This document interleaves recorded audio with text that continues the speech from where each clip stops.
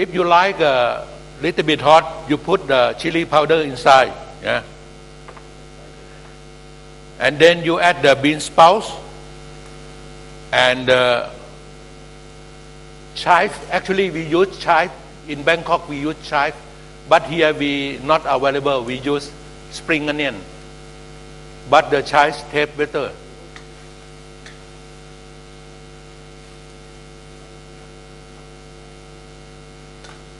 Good afternoon. We are now moving into our feature session of the panel of women in WACS. And this really consists of a two-part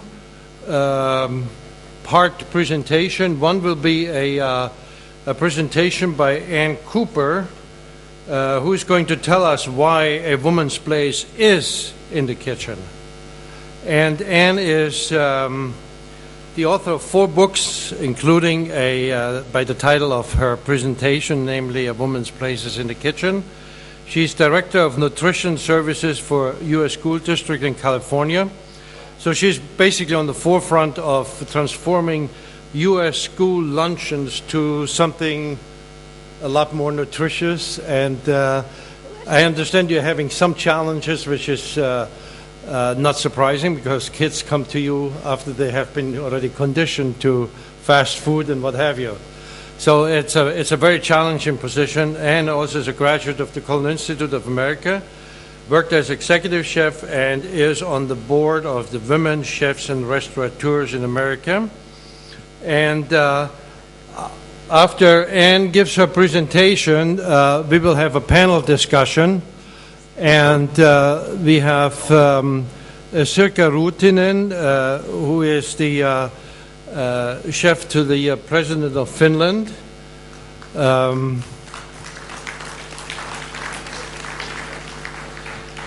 And we have, let's see, no, I got the wrong sequence.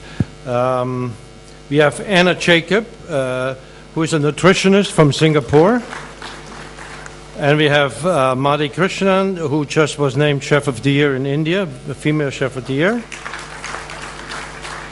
And we have Euda Morales, who is the director of a food magazine and a teacher.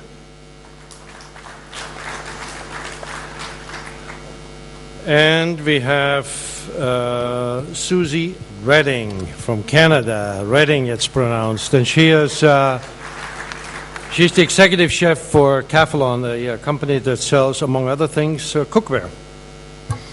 And we also have, let's see where we are, Antoinette Kennedy. Antoinette comes from South Africa and has her own consulting company. And then rounding out the panel will be Sandra Braun, who is from Germany, and is the only female master chef that is here at the Congress. So, without any further ado, ladies and gentlemen, fasten your seatbelts and listen to Ann Cooper. Ann. Thank you. Can I get turned on here, please? Turn me up. Thank you.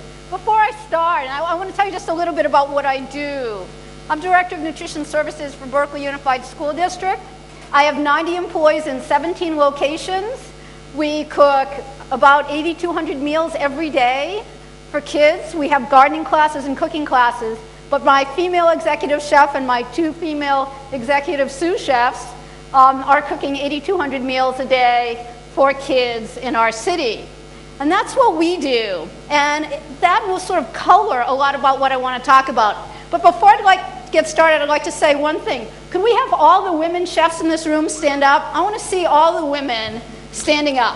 Come on, stand up, stand up, stand up. There's a couple women in this room, right? How many went up, up, up, up, up, up, up? All right, now I want a round of applause for all the women. You know, I've been walking around this conference. I hear there's 700 people. And you know what? There's not enough women. And I hope next year and in the years to come, there are more.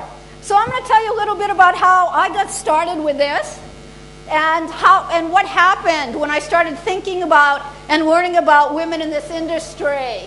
And there's me with some of the kids in our school in Berkeley.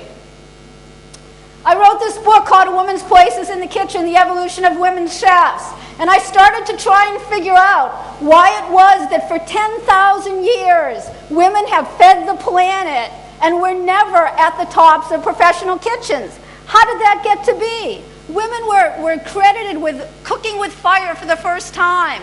Women were really the people who came up with a lot of the culinary techniques we use today. But the first cooks were men. And that was because the first cooks, people that were called cooks when it became a profession, was cooks for the armies. These men were traveling with the armies and cooking for all of the men from the armies, and there were no women in the armies, and there were no women cooks. And that's how it started. And it sort of went on from there, that when we didn't have armies, and when all the armies went to the castles to kind of practice war, jousting and stuff, then these cooks for the knights became cooks for the kings. And all of a sudden, a profession was born. It was no longer women's work, that was something else. This is something men did, so it was deemed important, because we all know that men are important. And so, all of a sudden, being a chef was important. And all these important chefs decided, and cooks decided, they needed a guild. Just like I belong to ACF, and we're all WACS, these were guilds. But you could only get into a guild two ways. One, you needed to be a son, kind of precluded women, or you had to buy your way in. And women were chattel at that point. They didn't own money, they didn't own land, so women couldn't get in guilds. And then we started seeing the real profession of chefs, and Escoffier started the brigade system. And that was really loosely based on the military. Just like our uniforms were based on the Turkish military, the whole brigade system was based on the military. And there were no women in the armies. So again, there were just no women in traditional European the European system. Yet at home in America, women were cooking. Women took care of the homes. And today, thousands of years later, women still, by and large, certainly in America, have to take care of the family. Even if you're the executive chef of a hotel, you still, by and large, are taking care of that family. So we saw these women at home taking care of the family, and we saw men being the professional chefs. But that slowly started to change. Women were cooking, starting cooking schools, writing books, but they were cooks. They weren't considered chefs. In America, we had Fanny Farmer. She started the Boston Cooking School and started writing about cooking and really started to put some scientific spin on cooking and wrote some really interesting cookbooks around this time. But she was never considered a chef. She was a cook. One of the first American chefs that was considered a chef for a woman was Edna Lewis. And in the 1940s, she was the first African-American chef in New York City, female executive chef in New York City. And she had a restaurant there in the early 40s. And she's recently deceased. But she really started the first women that we saw as chefs in in restaurants. And then there was Julia Child. Julia Child was never really a chef, although she wrote tremendous cookbooks and really changed how Americans thought about food. She went over to France, studied. She just followed her husband over there, got into food, studied it, and brought it back to America, but put it on TV. And all of a sudden, women were seen as knowledgeable about food, but still not really chefs. Madeline Kamen also came from France, and she started the Beringer School for American Chefs. She single-handedly upgraded a lot of the chefs. A lot of the young chefs in America were trained by Madeline. And she was called a chef, and she wore a chef jacket sometimes, but still, I don't think she got the professionalism. She wasn't given that due that we saw a lot of the male chefs still having. Leah Chase came out of New Orleans and kind of brought Creole cooking to Americans. And she was always in a chef's coat, and she was chef of her own restaurant. And so we started to see more of this. Now we're going into the 1960s, which wasn't that long ago, And then we finally started seeing chefs in America were also women.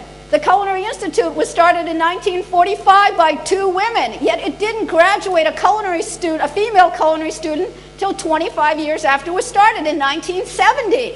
So even though it was started by women, women weren't really in CIA. This picture is of Eve Felder, whose wine